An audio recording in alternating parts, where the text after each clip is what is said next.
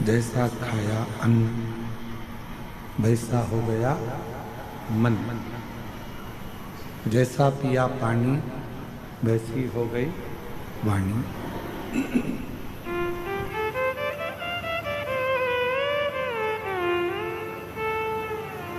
हिरण्यकशिपु के शरीर का रक्त नरसिंह भगवान के शरीर को लग गया तो क्रोध और तीव्र हो गया।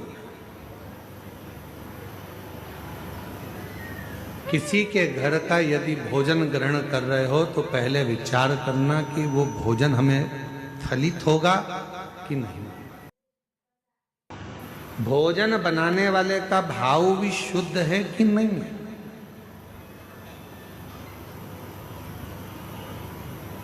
एक कितना सुंदर प्रसंग आता है कि एक राजा हमेशा मरने का सोचता था। रानी उसको समझाती थी तुम्हारे घर में जब राजपाट है, धन है, वैभव है, संपदा है, सत्ता है, दौलत है, जमीन है, जायदाद है, बच्चे हैं, तो फिर मरने का क्यों सोचते। राजा को समझ में नहीं आता था कि मैं मरने का क्यों सोचता हूं, मेरे में ये बुद्धि आती कहां से। राजा एक दिन अपने गुरुजी के पास गया, गुरुदेव से जाकर कहा गुरुजी एक बात समझ में नहीं आती, मेरे मन में ये भाव नहीं समझ में आ रहा कि आखिर सब कुछ अच्छा है तो फिर मरने का मेरे मन में ये बार बार प्लान क्यों आ रहा है, मेरे मन में बार बार ऐसा भाव क्यों आ रहा है। गुरुजी ने कहा कि तुम्हारे घर में भोजन कौन बनाता है, रानी बनाती है कि नहीं बनाती, नहीं बनाती।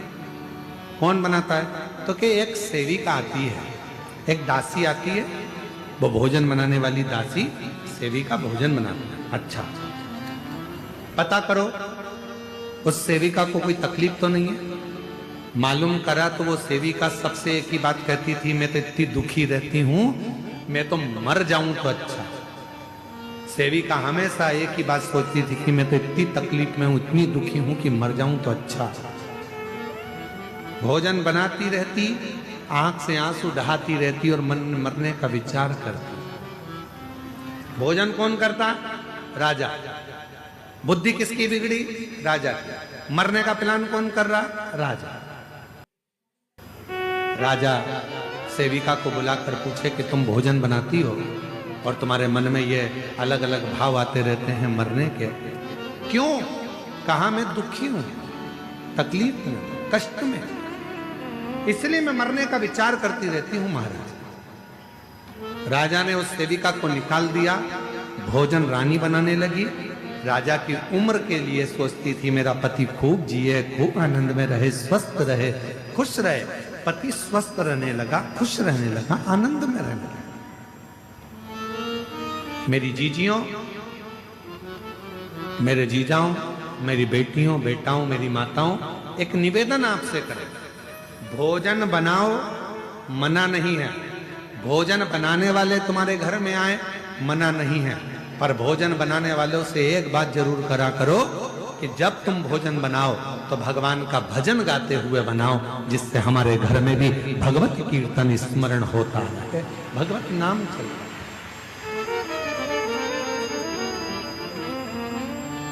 अब वो अपने टुकड़े रो रो कर, टुकड़े बोल बोल कर भोजन बनाए। अब मालूम पड़े अंदर इतना गुस्सा आ रहा, इतना गुस्सा आ रहा, और वो पूरा गुस्सा आटे उसनने में, इससे तो ये कर, और आटा उसन रही है, रोटी का आटा मल रही, और अंदर से गुस्से में लाल होती चली जा रही, और आटे पे सारा गुस्सा निकाल दिया, और वही आटे की रोटी बनी। जिसने खाई, घर में लड़ाई लड़ाई, ये भी लड़ रहा है, वो भी लड़ रहा है, भाई भाई लड़ रहा है, बहन भाई लड़ रहा है, सास चिल्ला रही, बहू चिल्ला रही। क्यों? क्योंकि वो आटे में तुम्हारा क्रोध चले गया। कई माताओं की आदत रहती है, चावल में सीटी नहीं आती। अरे बोलो तो जम के, चावल में सीटी नहीं आती तो गुस्से में वो चावल की सीटी बार बार सीटी पर वो आई नहीं, तो इसने दो बार लाया, ऐसे दो बार होते हैं कि आखिरी में उसने धम के दिया रपक। अब तुमने तो चावल में देर रख के गुस्सा निकाल रही हो चावल की सीटी पर। चावल की सीटी में जो बूंद बूंद भाप का पानी अंदर गिर रहा था उसमें तुम्हारा क्रोध भी उस चावल में चला गया।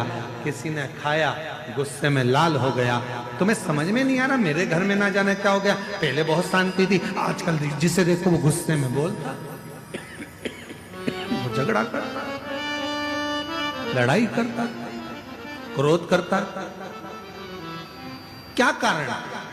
जो भोजन बन रहा है उसमें जरूर कुछ ना कुछ त्रुटि हो रही है। इसीलिए आप लोगों से कहते हैं कि कहीं मंदिर जाओ, देवालय जाओ, शिवालय जाओ, सीहोर कुबेरेश्वर धाम जाओ, तो आपसे निवेदन है कि होटल में भोजन कम करो। पहले कुबेरेश्वर धाम की खिचड़ी प्रसाद 2 रोटी कुबेर बाबा के भंडारे की अवश्य खाओ, जिससे हमारे रोग दूर हों, दुख दूर हों, कष्ट दूर हों, परेशानी, तकलीफ दूर, हमारे कष्ट, हमारे रोग, हमारी तकलीफें दूर हो। वहां का प्रसाद।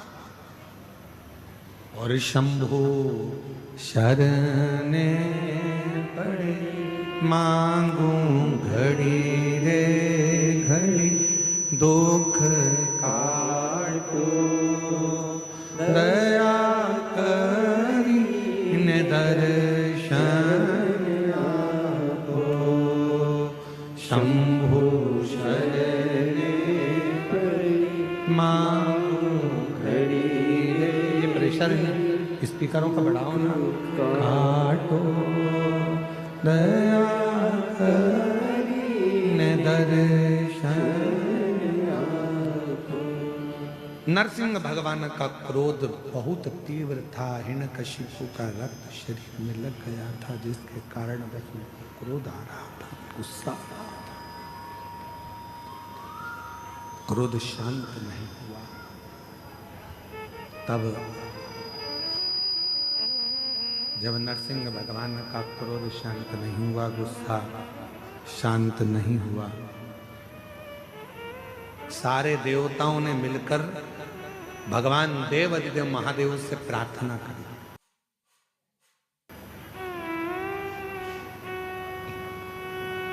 एक कथा है प्रत्यग्र माता की।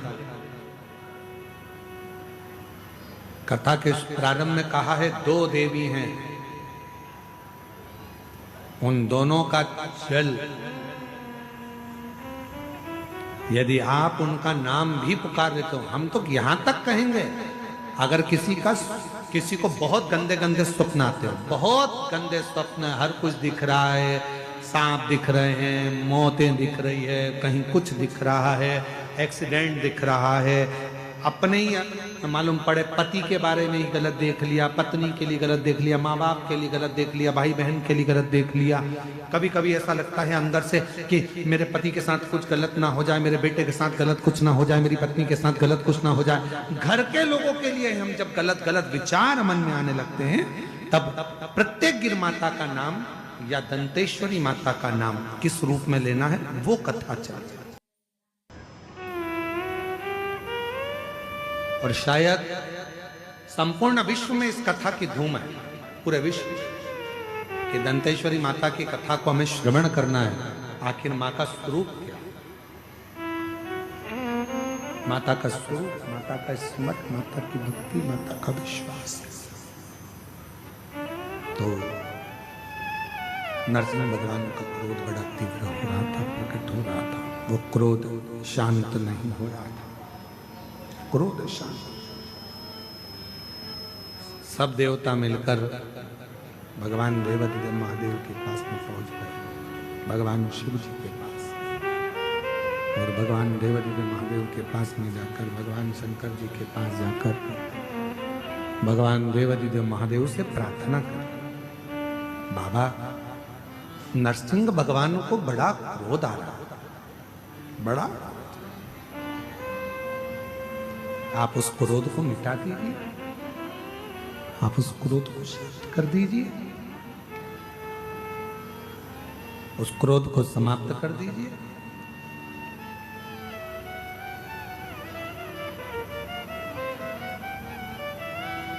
शंकर भगवान बोले नरसिंह भगवान ने जो रूप रखा है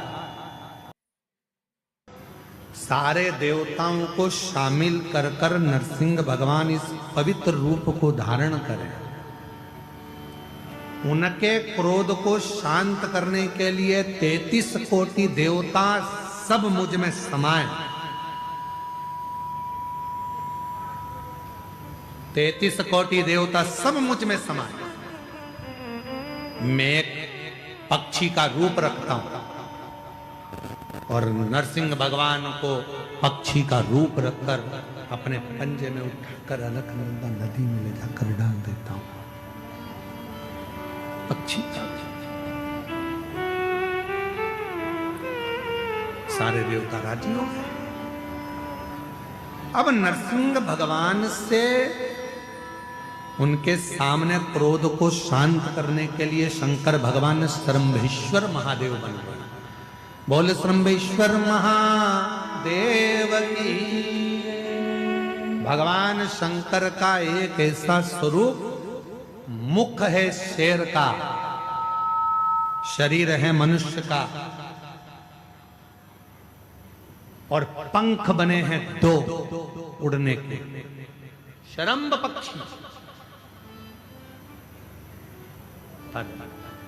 मेरे देव अधिदेव महादेव ने देखा कि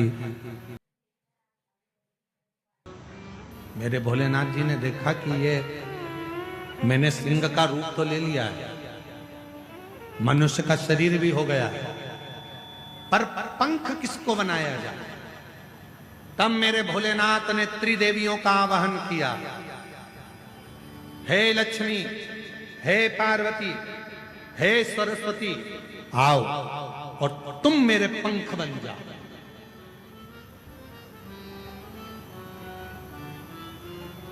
तीनों देवियों ने मिलकर शालिनी और प्रत्यंगिरा माता उनके पंख बनकर उड़ने लगे। शंकर भगवान शरम पक्षी का रूप धरकर जो उड़े और सामने पहुंचे नरसिंह भगवान के बिल्कुल ठीक सामने। नरसिंह भगवान ने देखा